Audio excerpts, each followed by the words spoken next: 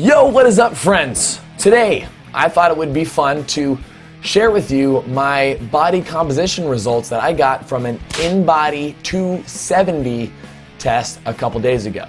So if you don't know who InBody is, they do bioelectrical impedance testing. And bioelectrical impedance testing, when it comes to measuring body fat results, basically sends an electric signal throughout your body to determine your composition. So it's kind of like the ones where you hold your hands out and you grab the thing with your thumbs on top and you do that, except this one's big and fancy. So it has a little arm grabber and a place where you put your feet as well, and it's got a fancy computer screen where you can type in all your stuff, and there's a expert there to show you what to do, blah, blah, blah. Anyway, so I did that a couple days ago, and I've got my result sheets in front of me, which I will link right here, and we can take a look at this together. So as far as my input values go, height is 6'8", I'm 23 years old, and the test was a couple days ago. So breaking this down, this is where stuff gets pretty crazy. So according to this, my total body water weight is 142.9 pounds. Now when I looked up the average sort of percentage of body weight for the average adult male, they say that the average water weight of a male is somewhere between like 55 and 60%. Where I did this calculation, the water weight divided by the total weight, that came out to 71% water. And I think that that has to do a lot with the high carbohydrate intake that I have being on a plant-based vegan diet. With that dry lean mass, 52 pounds, and then body fat mass, only 6 pounds. So with that, that actually puts me at a body fat percentage of 3% according to this. Now, I don't necessarily think that that 3% is entirely accurate. 3% is, pretty much impossible unless you're, maybe using some performance-enhancing drugs or have really, really deprived yourself for some sort of, physique show or something like that. 3% is really, really low. Based off of, what you can see here, I feel like I'm sitting more around, 8, 9%, maybe even 10%. I feel like this test really, really underestimated my actual body fat percentage. But regardless of whether it's 3% or 6 or 7 or 8 or whatever it actually is, it is the lowest body fat that I've ever had for sure, as far as how I feel, how I look in the mirror. And that has to do a lot with how my training has been over the last few months. Over the last few months, I've been training specifically for a Spartan race that's coming up this weekend. So it's going to be about a 10-mile race with 35 obstacles. I have no idea what to expect, but it should be a lot of fun. But anyway, the training for that is very much more endurance focused. So I've been doing a lot more running, a lot more biking. Yes, I've still been doing a lot of weight training, but not doing it as crazy as I had done in the past. When I first started lifting, I was around 205 pounds. I made it all the way up to 240 in a very short amount of time. And since then, I have come all the way back down. But I was about 220 pounds or so when I first started off my plant-based vegan diet around 6 months ago.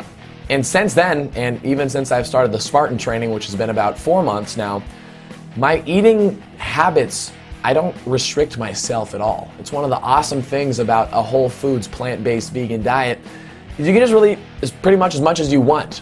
Most plant foods are very self-limiting.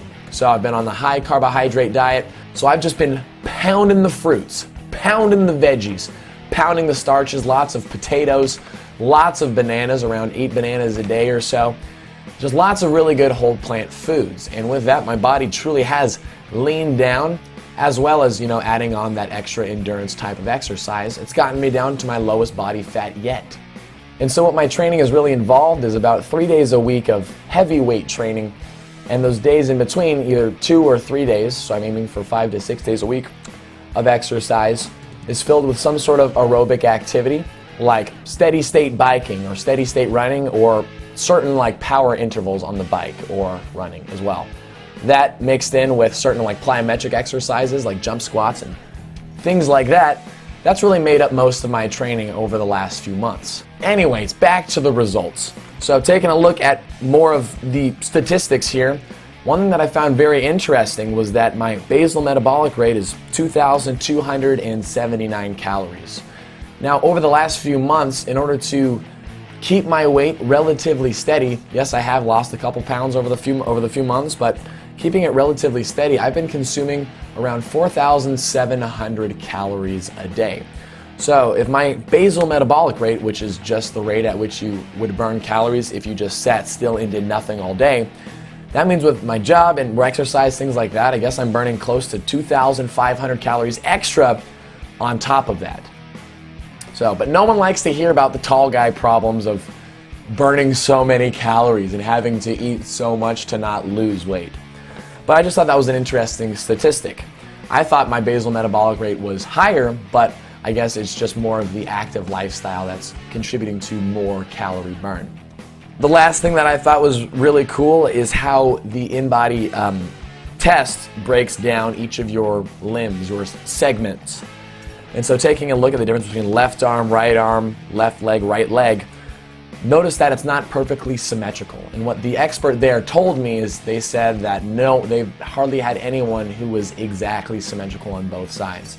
And that's most likely due to the fact that we all have preferred sides, sides that feel a little bit stronger, maybe you flex with one arm more than the other. So it's going to be different from person to person. But for the most part, I'd say I'm fairly symmetrical.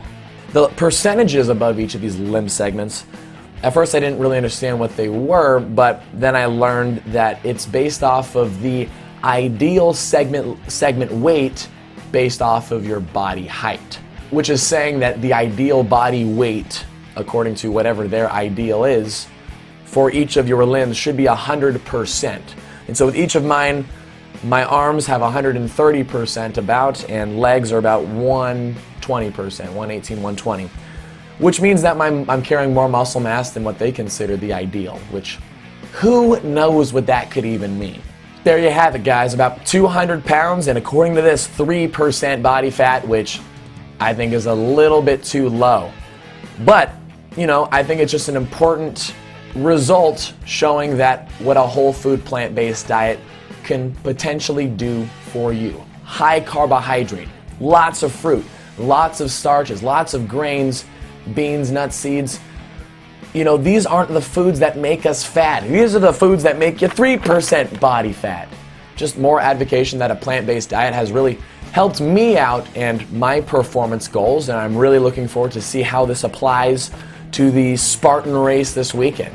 And I'll be sure to let you guys know how that goes. If you've got any questions for me about body composition testing, I'm a personal trainer, so I've done it based off of skin folds, biological impedance, things like that. If you have any sort of questions on how any of those work, let me know in the comments below. If you want to know these stats a little bit better too, just let me know, guys. So I just thought it'd be something fun to share. Hope you guys enjoyed the video. If you did, leave a like, and I'll see you guys real soon.